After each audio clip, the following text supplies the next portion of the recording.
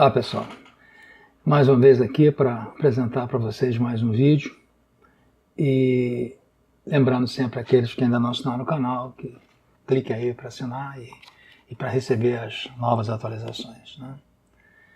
Eu tenho visto com muita surpresa, né, muitos canais do YouTube e na internet em geral pregando e incentivando a possibilidade de intervenção militar, né? Eu acompanho sites como Terça Livre e outros da chamada Nova Direita, né? Alguns ligados ao Olavo de Carvalho e seus seguidores, Nando Moura, etc. Eu sigo e acompanho também alguns sites internacionais, como David Horowitz, American Renaissance, que inclusive tem ligações com a organização Alt-Right, né? E o Paul Joseph Watson, né? Todos esses canais eu vou deixar aí na descrição o link para eles, né? Mas eu os assisto de modo crítico, não é? Assim como eu espero que me assistam, né? Eu não concordo com tudo que dizem, né? E simplesmente eu assisto para conhecer a tendência, o que pensam. É assim que a gente se informa, né? Quando eu decidi criar vídeos próprios, né? A ideia era exatamente fazer esse contraponto entre os exageros de um lado e de outro, né? Claro que eu também sou contra tudo isso que está aí, né? Mas eu não acredito que a solução seja através de uma esquerda, de uma intervenção militar, né? Também não acredito nessa divisão simplista, esquerda e direita, né? Hoje seria mais apropriado chamar os players mundiais de globalistas e antiglobalistas. Na verdade, né, se falar de esquerda, falando de esquerda e direita, até considero a esquerda um tipo de patologia, né? E não uma posição política, né? O canal Terça Livre, em uma conversa com o coronel Enio Fontinelli, o coronel Enio Fontinelli é um coronel aposentado, reformado do Exército, foi diretor de comunicações do SNI, acho que nos governos Figueiredo e Sarney, né? É uma pessoa bem informada, já escreveu alguns livros sobre estratégia mundial, né? E o canal comandado pelo Alan dos Santos, nessa entrevista, insistia, né, com o coronel sobre a tese da intervenção militar, né? Ele ficou até um pouco sem jeito em algumas oportunidades, tal a insistência do Alan, né? Era nítido que essa insistência incomodava, né? Ele é mais profundo nas suas ideias, né? E já explicou em outras oportunidades que isso não vai acontecer, né? Aliás, o coronel Enio Fontinelli é sempre entrevistado por vários desses canais. Ele é muito conhecido, ele já publicou vários livros e tem inclusive um dos livros dele que é a Zona de Retaguarda, que eu acho que ainda vou abordar num outro vídeo, né? Nesse livro ele classifica o Hemisfério Sul como zona de retaguarda no caso da eclosão de uma guerra nuclear no Hemisfério Norte. A tese é interessante, mas eu acho que existem furos enormes nessa ideia, né? Mas isso é um problema para outro vídeo, no momento não é o foco, né? Eu acho que as pessoas, né, que ficam ao todo tempo propondo, incentivando e esperando uma intervenção militar, ou elas são muito ingênuas, elas não têm noção do que estão falando, ou elas querem o caos, né? E ao imaginar que isso vai se dar de forma tranquila, né? Essas pessoas chegam a entrar em negação, né, dizendo que não houve uma ditadura militar no Brasil. Uma coisa é você considerar uma ditadura branda, se é que existe isso, né? E outra coisa é deixar de reconhecer que houve perda de direitos civis, houve perda de liberdade e que algumas pessoas sofreram injustiças, né? Então, você negar que nós estávamos numa época ditatorial, numa época em que não havia, né, participação popular nas decisões, né, do governo, é evidente que não havia, né?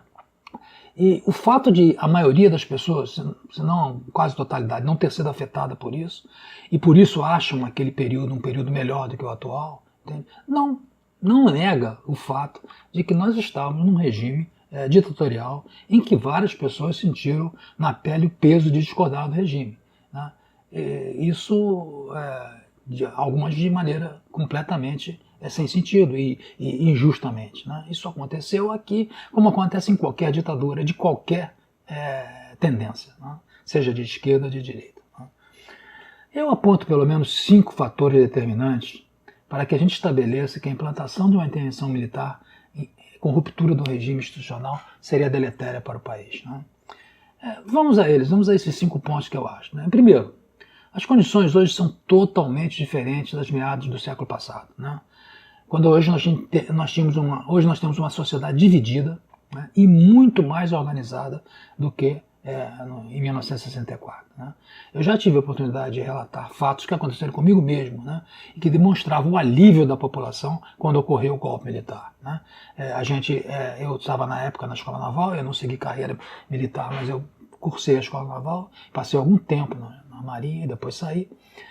E a gente, naquele fim de semana, quando a gente saía ali da Ilha Livre-Gagnon, ia para perto do aeroporto pegar condução para ir para nossas casas, na licença de fim de semana, e as pessoas paravam, a gente estava fardado, as pessoas paravam para dar carona, e isso foi evidente naquele fim de semana, e alguns que se sucederam. Né?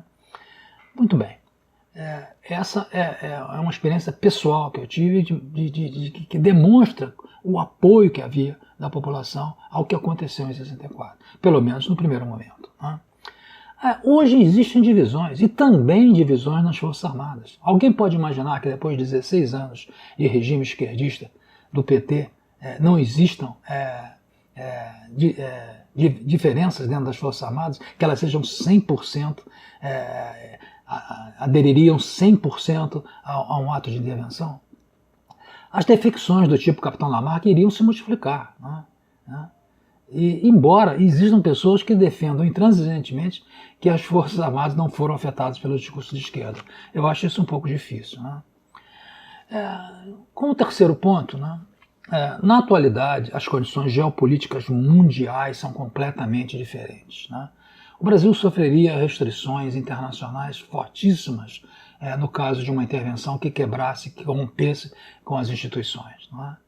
E a luta contra a corrupção jamais pode justificar, né, uma intervenção armada que extinguisse os poderes constituídos. Né? Isso não faz no menor sentido em termos, né, da comunidade internacional. Né? Quarto ponto, toda essa popularidade que as Forças Armadas gozam hoje seriam extintas em menos de 6 meses. E qualquer aplicação de programa de gestão econômica que tirasse o Brasil desse caos ficaria prejudicada. E só poderia ser aplicado de forma totalitária, né, com atos totalitários ou ditatoriais. E, finalmente, por incrível que possa parecer, a curto e médio prazo, as esquerdas se fortaleceriam, a não ser que se esteja prevendo ou planejando, né, um enorme derramamento de sangue, né, que fatalmente iria acontecer, não é? E poderia transformar o Brasil no palco, né, de disputa de grandes blocos internacionais. E favoreceriam, inclusive, os movimentos separatistas, né? Porque é nessas ocasiões em que se surgem, dão força aos movimentos separatistas. Então eu acho, entende? Embora seja contra tudo isso que está aí, eu acho que a saída não pode ser através de uma intervenção militar. Né? Isso seria um tiro no pé. Né? E os militares sabem disso. Por isso que algumas pessoas, né, acham que os militares estão apáticos, que não fazem nada. Eles simplesmente não podem fazer nada. Nós temos que esperar que a população, né, que a sociedade civil resolva isso. Né? Não vai ser fácil, né, porque foram muitos anos de destempero. Né? Mas, né, é por aí que a gente tem que procurar uma solução.